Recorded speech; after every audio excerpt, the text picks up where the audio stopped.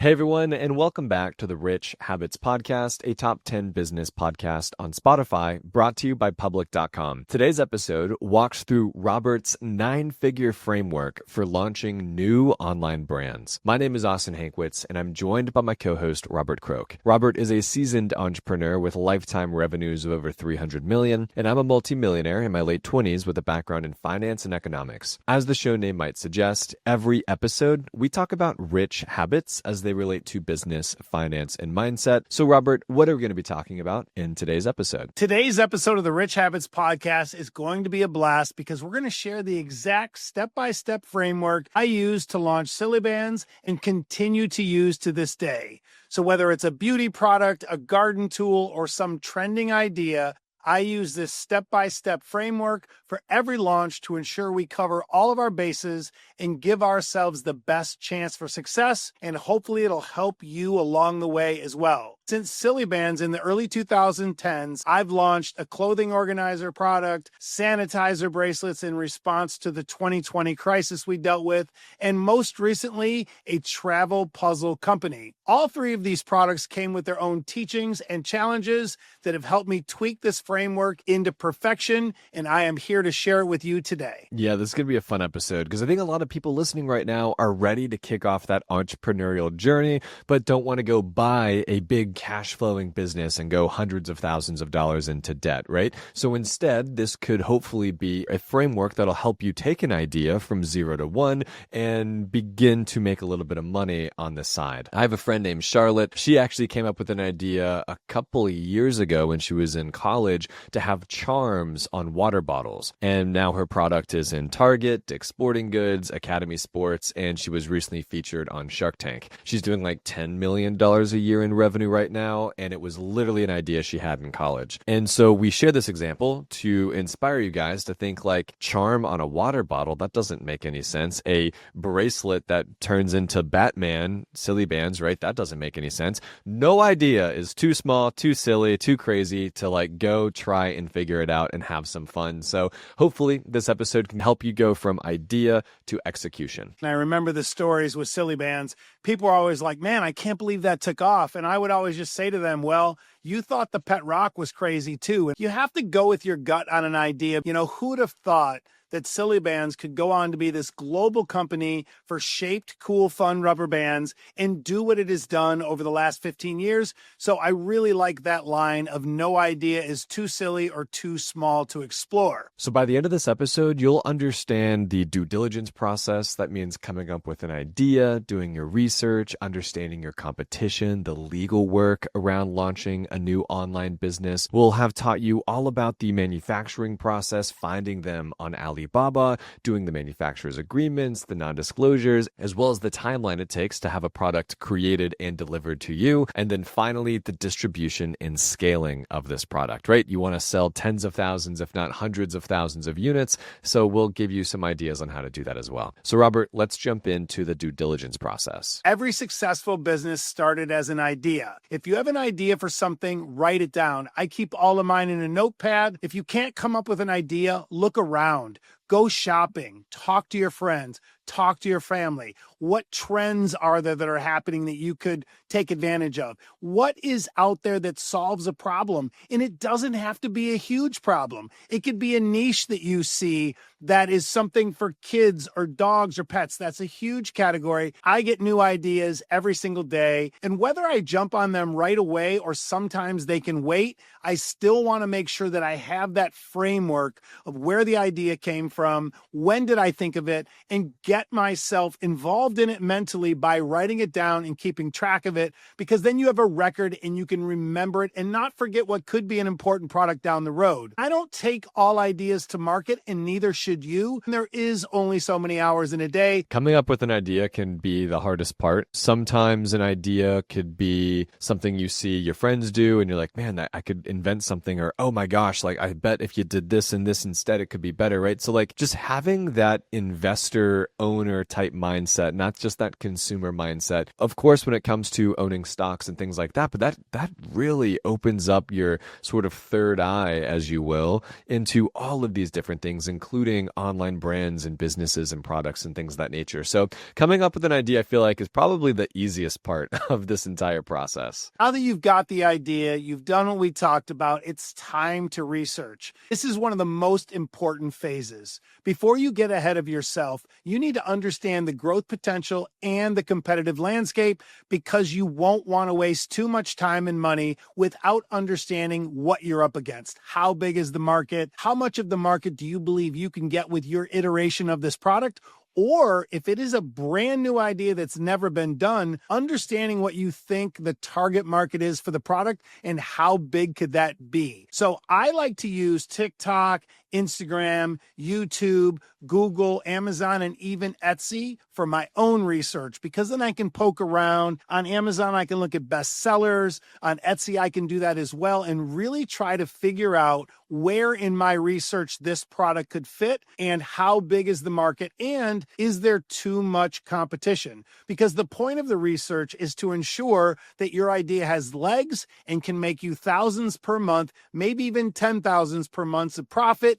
If you can outwork the competition, maybe you build a better mousetrap, you market it better, you do some value adds, but all of this has to happen before I move forward. I would be like, okay, does something similar exist and how well are they doing, right? Is this a really popular thing? Like blue light blocking glasses, I know, is a really popular product online that does a ton of sales on an annualized basis. Maybe I could come up with a new idea around that, spin it around a little bit, come up with some new thing, but making sure that I'm operating in a niche that has some legs and has some real growth potential in the future. There are many categories out there. There's beauty, there's supplements, there's hair care, there's all of them out there. You don't have to come up with a brand new idea or a brand new sector.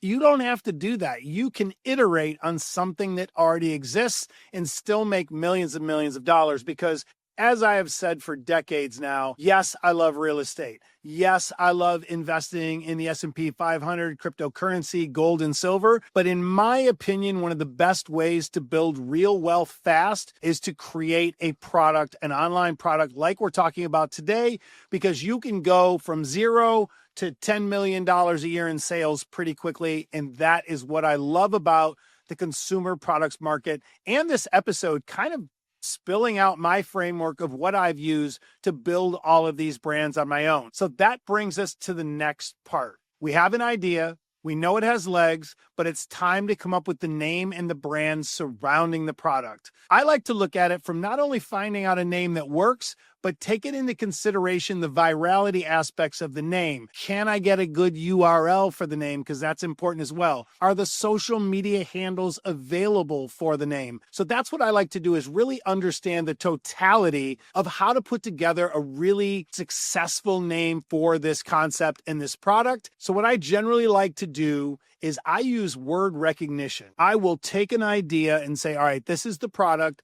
This is what I think the search words are going to be. These are words that associate well with the product. Generally, I'll come up with 30, 40, 50 words that I believe can fit the product category and the demographic, and use that as a reference point to come up with the name. You could use ChatGPT for this. You could use Grok for this to give you some concepts and ideas. I love using AI now to get us started and give us several options. But from there, we will refine the name, the logo, the branding, and the colors through traditional graphic design and color selection. You can really do a lot of research and make sure this point you do handle. Don't just pick colors you like. Really do the research and find out what colors really work well for the demographic that will help you get better sell-through when developing this product. Because if it's a female product, the colors might be totally different than a male-dominated product. So make sure you understand that. So now that we have a name and a logo, let's talk about the website and the social media accounts. Walk us through the different types of platforms you use and how you approach acquiring them, as well as getting the handles for social media. Yeah, we use very specific platforms.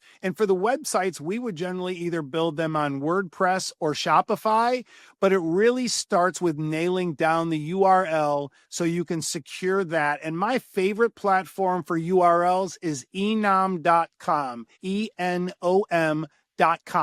I think they're awesome. They do a really good job. They're very secure. And the reason I don't use a GoDaddy or those is just because they have so many upsells. It's not as secure in my opinion. And a lot of times you could search something on GoDaddy, not buy it at the time you want to buy it, or maybe you come back to it a couple weeks later and it's gone. And GoDaddy will actually take those URLs and make them as sold so they can charge more for them. And also Enom is much less expensive for yearly updates of those URLs. And recently, we even had Harley Finkelstein, the president of Shopify, on the show. Highly recommend listening to that episode and using Shopify, especially if you're selling a specific physical product. They do a wonderful job. The add-ons and everything that you can do to upgrade your website are very intuitive. The UX is great. When it comes to social media handles, I really like to make sure we secure all of them on the prominent platforms like YouTube, Instagram, TikTok, and LinkedIn right out of the gate. A lot of the marketing is going to revolve around social media, and you want to make sure you have really good social media handles. You have a bunch of iterations that don't ring well with the brand name and don't work well with the URL of the website. It's going to be harder for people to find you, or worse, find you again if they have to search for that brand. So I think that's very important as well. I largely agree with a lot of that there. Not thinking toward like competition, I'd imagine you'd start thinking about looking up existing products on Amazon, maybe using Google keyword, things like that, niching down even on Amazon to better understand the best sellers and how different competitors are marketing the product or type of variation of the product category you want to compete in. I know Etsy is a really great platform as well, especially using this domain plugin called Everbee. I've heard it helps you better understand how many sales specific products and storefronts get on designs and different things of that nature. So there's a ton of different ways that you should be thinking about looking into your competition. How are they selling their products? How are they getting their marketing across? And are they using Amazon? Are they using Google? How are they getting in front of their customers? And how much are they actually doing, right? Because if you're seeing an Etsy shop that's trying to sell a product similar to yours and they're only making a couple $100 a month, maybe this product niche is too small, right? Maybe it's not worth your time. That is one of the most beautiful things about today as we film this episode. I think back to when we built custom silicone bracelets back in the day, and even in the early part of SillyBandz, it used to cost me $15,000 to $20,000 to launch a website and build a shopping cart. Now, entrepreneurs right now, as we film this episode, can literally have $100 and launch a brand, maybe even for free. I'm not sure. Maybe you could do everything for free now, but you don't really need any money. You need a good idea and a little bit of hard work and elbow grease. You can go get a Shopify website for free. You can go get your social media handles for free. You can set up YouTube for free. You can use AI, a free trial, to do your logo and branding. So we have never had a better time for people to create that side hustle and really work on building their own brand and taking their own product idea to life. It is so simple, and the tools are so incredible now compared to when I got started back in 2000, where everything cost tens of thousands of dollars to launch. So you had to be pretty sure it was going to work. Now you can test and iterate over and over and try different ideas until you find one and strike lightning in a bottle. Researching the competition, make sure you guys all understand it doesn't have to be a direct competitor. You could be doing a supplement, maybe in a category of weight loss, and you have a better idea. You're going to add moringa, or you're going to add some other ingredient. You're going to change it up a little bit because you found some research that this combination could be better for this type of product, you can still use the competitors, what they're doing, what is their ad strategy, what is their affiliate marketing strategy, how is that all working, as a way to better judge your opportunity moving forward. And is there enough room in this category and in this product niche for you to go ahead and take the plunge and launch this product? So the final step for me in the due diligence process is the legal. This means everything from your LLC and your operating agreement to potential trademark and patent searches, and making sure you have all your licenses in order, if applicable, in order for you to move ahead. And for many other products, you're going to want to look into a design or utility patent if necessary, because it depends on your specific product and what's needed to ensure you bulletproof yourself from the competition so they don't steal it and knock you off. This is very, very prevalent in modern society. People see that something's working on Amazon. They see that something's selling like crazy on TikTok Shop. They're going to come for you. And the better your protection, the better off you're going to be. So to summarize the due diligence process, you're coming up with an idea. You're looking around you. You're trying to scheme with your friends and family as to what they might need problems solved. And don't forget, any idea matters. Write it down in a notebook. Keep track of it. Once you have an idea, it's time to research. This is arguably the most important phase because it tells you if it's going to be a waste of time or not. Research might include understanding the competition landscape, different types of branding, different types of naming, all the different things that go into taking an idea from an idea to an actual product. Once you have that idea for a product, you've done your research, it's time to build a name, a logo, a website, the URLs, the social media handles, and all that fun stuff. After the fun stuff's over, it gets more complicated with legal, but that's what we have lawyers for, and ChatGPT if you're anything like me. Now let's jump into the manufacturing process. How you do it, who's going to do it, different types of agreements you're using with these manufacturers, how you vet them, the whole process there. Before everyone gets ahead of themselves and starts contacting firms, you want to make sure that you have a really solid manufacturing agreement ready and a non-disclosure agreement and a non-circumvent agreement ready before you start sharing your concepts and your drawings. This is huge, critically important because too many people are just so excited about getting started. They get on Alibaba, they start sharing it with random people on there without knowing what they're doing. So I love to get those contracts in order, say, hey, I'm looking for a manufacturer to do XYZ for a product I have. Would you mind signing a manufacturer's agreement and this NDA agreement with me? Because I want to make sure that I'm protected if this product is highly successful. Now, I use a lawyer, but you can likely get away with ChatGPT, feed it some really good prompts, or maybe even find a template online that you can put into ChatGPT and modify it for your liking, cover your bases, and you are fully protected before you release what could be this multi-million-dollar idea, because you want to make sure that you have total ownership and protection over your intellectual property. When we started Paragon Puzzles, we went to Alibaba and I started researching potential factories to handle that manufacturing. When doing this on Alibaba, make sure you understand the difference between a manufacturer and a trade partner. A lot of times when you're researching, you will see when you research puzzle companies or skincare products or whatever it is you're researching, you will see in the name XYZ manufacturer or XYZ trading partner. If you can, you want to avoid working with a trading partner because all they are is a middleman advertising on Alibaba to get your business. And so for me, I found for Paragon Puzzles a manufacturer. And one of the first steps I do with any manufacturing, like I talked about, is getting those documents in place. So moving ahead, one of the things I like to do is do a phone call, preferably a video call right out of the gate. You've got the manufacturing agreement in place and you're ready to move forward. I like to put the onus on them and say, hey, I'd really like to see your factory. I'd really like to see the equipment used to make my product, because you want to verify, do they actually have the equipment needed? Are they a real factory? Because there are a lot of scams online and I want to make sure you don't have that happen. So I always do a Zoom call, make them walk the factory floor, show me the equipment, show me the staff. So after you found your manufacturer and after you found sort of the factory you wanted to use, talk to me about like the sizing, talk about how many orders, how many units, how long it took, and going from sharing the ideas to delivery and time to start selling. I like to start small. When we launched Paragon Puzzles, we had 6 designs and we bought only 100 units of each to start. Why, do you ask? Why is that important? Because I see so many people that make the mistake of ordering thousands of units because they get baited into this price break.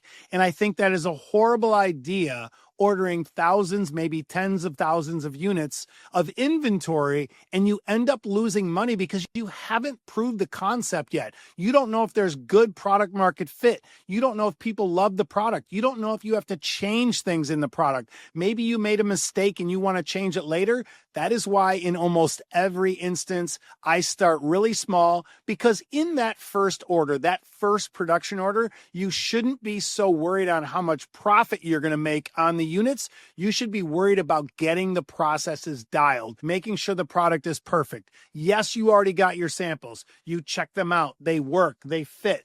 You know, everything is what you want, but you still don't know what the customer's reaction is going to be. So I like to start with very small numbers of inventory so I can make sure to get it out there, test the market first, and then worry about price breaks for higher inventory splits that you would get when buying your product for your second order. When you're at this stage of the process, buy just what you need to test and sample, get it out to influencers, get it out to distributors, and let people see, touch, and feel and use the product first before you go spend tens of thousands of dollars. From sharing the designs with the factory to taking delivery, the puzzles took 2 to 3 months. And make sure you're keeping that into consideration when you're considering your launch strategy or you're trying to figure out your cash flow and all of that, because the timelines vary dramatically from different products to different products, but also whether you're flying in the product and you're going to do air freight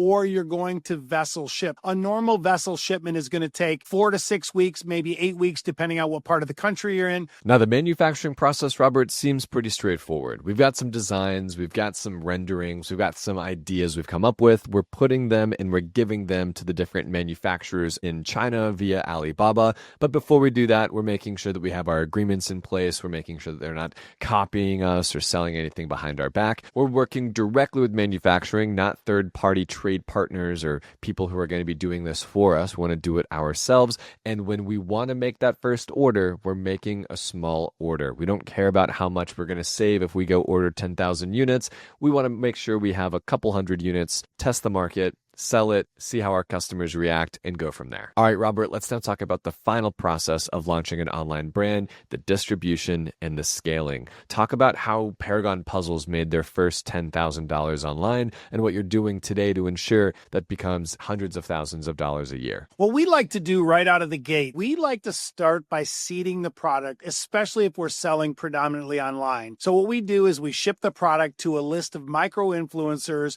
who we've worked with in the past. They're going to help us get those eyeballs and get our first bit of momentum. Next, we look at TikTok Shop. It's a great place to push a product right now. Get that TikTok Shop set up. Get the approvals done. This can be a very arduous task. There's a lot of paperwork. You got to get a lot of approvals. But once you get that done, then you can start affiliating with creators on the platform. You're going to have a list of maybe 10 or 20 of these creators that fit well within your budget, but also their content and their audience fits well with the product. So if you have a fitness product, you want to make sure that it's not basket weavers that are pushing your product. You want to align your product with the right type of people so you get the right eyeballs from your TikTok Shop, because you're going to use that user-generated content to not only build sales, but use that content elsewhere. It might be posting it on your Amazon page. It might be posting it on Instagram or wherever else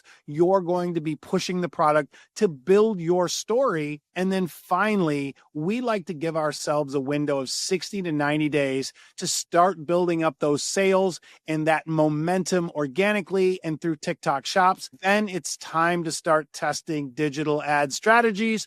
And for Paragon Puzzles, we started out with Facebook ads and we budgeted $50 a day and we tested a ton of ad sets because at the end of the day, you have to test. You don't want to just have one set of ads. It doesn't work and then you give up. And then once you find the ads that are working and you're getting good conversion, you're getting the ROAS that you desire, that is when you ramp up the ad spend. When someone asks you what's your budget for ad spend, it doesn't matter. You'll spend whatever it takes if the ROAS is there and you're getting the return on your ad spend. That is key. 18 months later, this brand is doing passively thousands a month in sales, is on autopilot with my team.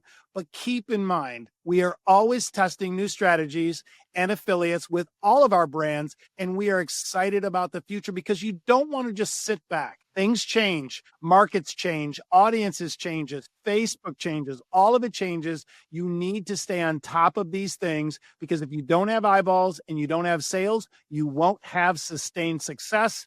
And that's what this episode is about, is teaching you the framework I have used over and over and over again for 15 years to build massive online presence and sales to make millions of dollars over time. So to summarize the distribution and scaling, you want to seed the product with influencers and micro-influencers. You want to make sure it's easily affiliated via Amazon or TikTok Shop or some other places that someone can say, hey, look, I bought this, go buy it over there. And then finally, give yourselves a window to see some organic growth before testing $50, $100, $150 a day in marketing spend. You could start the digital strategy right out of the gate, but I think it's important for a new brand to have an online presence. And if someone is going to check you out like they should, they see you on TikTok Shop and they go to your Instagram and you have 3 posts and 12 followers, they're probably not going to trust the brand because they know you're brand new. That's why we like to seed things, give it a little bit of time,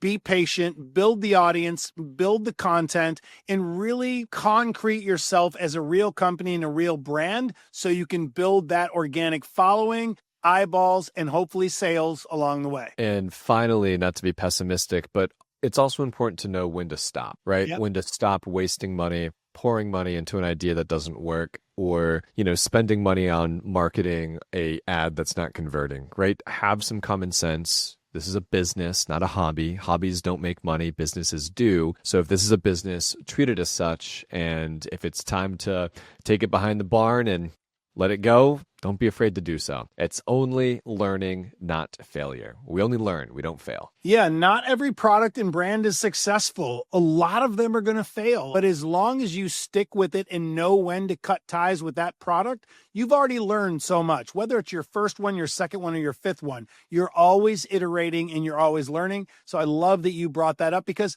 I don't want people to think that they're going to launch one product idea, make millions of dollars, and it's going to happen overnight. Sometimes you might launch a product and have to stick with it for months, maybe a year, year and a half before you start to see a profit. But the key is to make sure you're still growing and moving in the right direction because like you alluded to, Austin, you don't want to just dump money month after month after month and it's not going anywhere and you're not seeing any momentum. Now, before we jump into our Q&A section of this episode, big shout out to Public.com. They are an investing platform for investors who take investing seriously.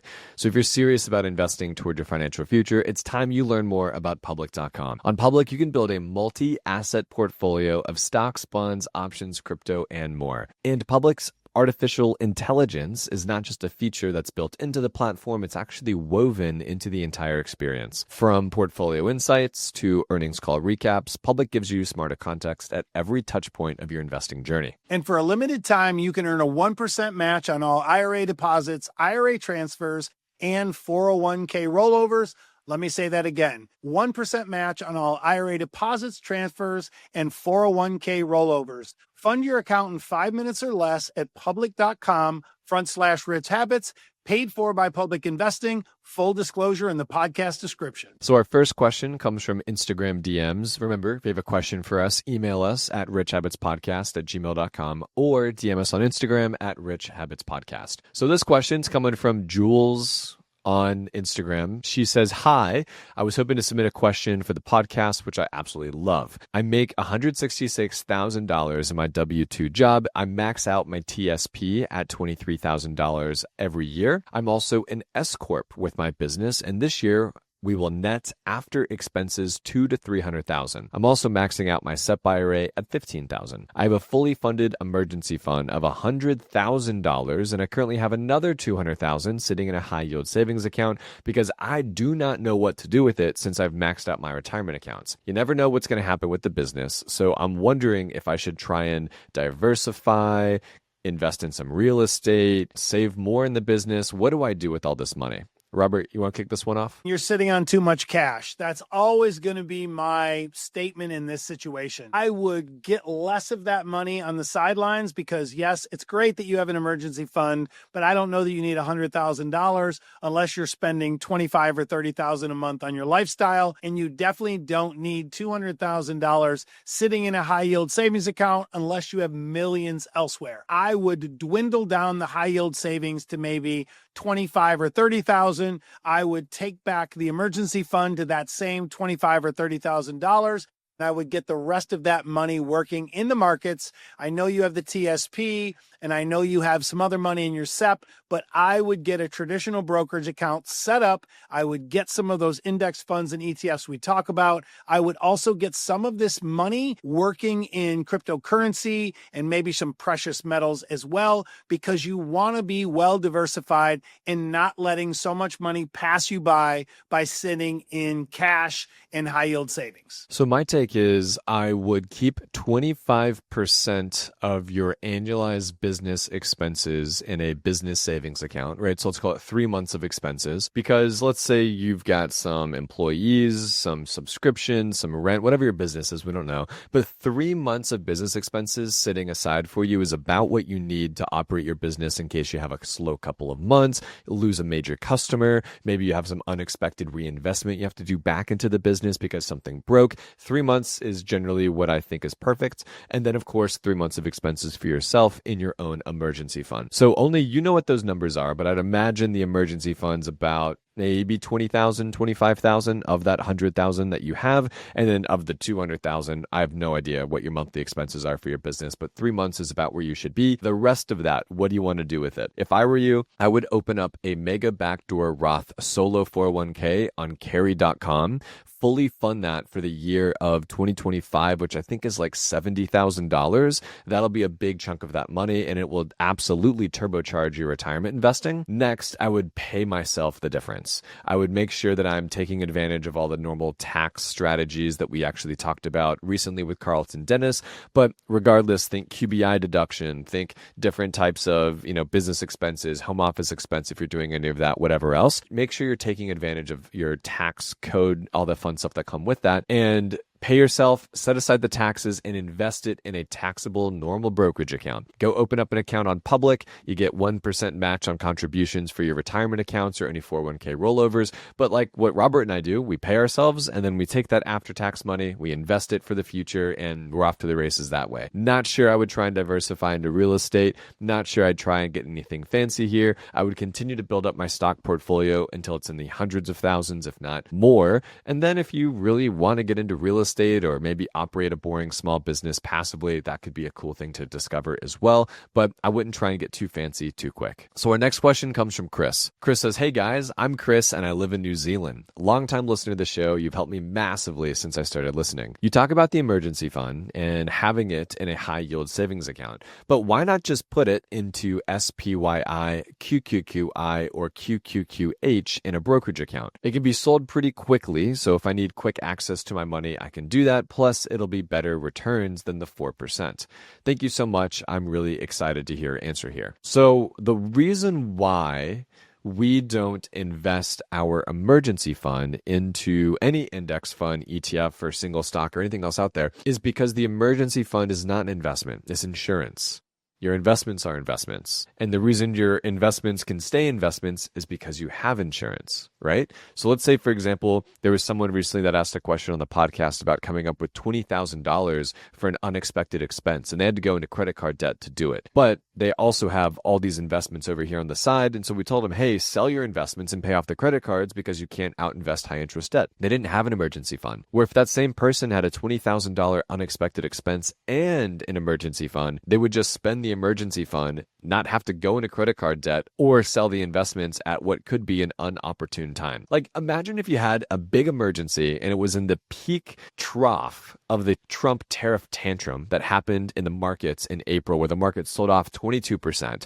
And now you're selling your investments at a loss. You're pissed off at the world and everything's going wrong because you didn't have an emergency fund. So like, that's why they're so important. Your investments are your investments. Your emergency fund is insurance to ensure your investments stay invested. This is one of the points that you make frequently, Austin, that nobody else talks about. And I think it is so hyper special, because you say your emergency fund is your insurance and it's not an investment, and your investments are your investments. I don't think people quite get this distinction. So I'm so glad you covered it again today, because that is why it is the magic sauce, why that high yield savings account is there. Because just like you alluded to, what happens if the market corrects 15 or 20% and then that emergency fund gets wiped out and you need that money? Then you're in trouble. So I am so glad you spelled that out again today. It is one of the best points I think that you have in your arsenal that you bring up a lot,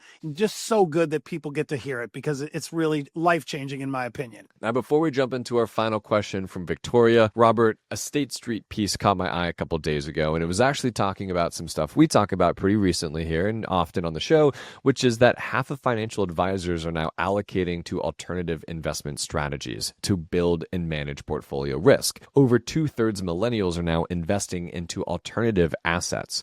And the advisors that they're using are saying that with diversifying into alternatives, they are able to reduce exposure to public markets and find alternative sources of return, which makes a lot of sense. And obviously, we're not art experts, but that's kind of the point. We've both been using Masterworks' art investing platform to diversify for roughly 5 years because it's easy to do. You don't need an art history degree. That's right. Both of us invest with Masterworks, the sponsor of today's episode, and we've even interviewed the founder and CEO, Scott Lynn, on the show. With Masterworks, you don't need to spend millions to invest in multi-million-dollar art.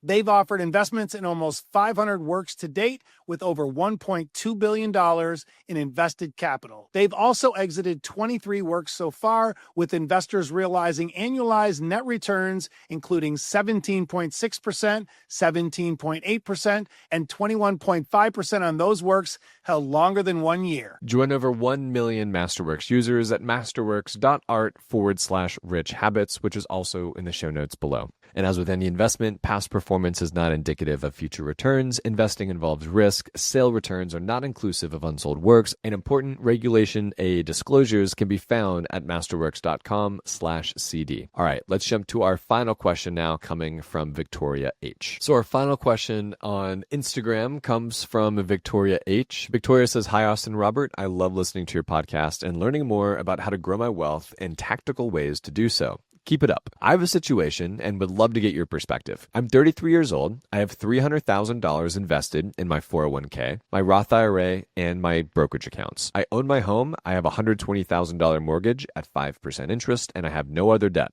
I also have $70,000 in a high yield savings account, and if I keep only $25,000 for an emergency, I now have $45,000 left over to invest. I'm debating on purchasing a long-term rental with that $45,000 or throwing it just into my brokerage account. I live in the Midwest and realistically can get a house for $160,000, $180,000 and be cash flow positive. But at a 7% interest rate, is it actually worth buying the property and doing all this, or should I just invest it in my brokerage?"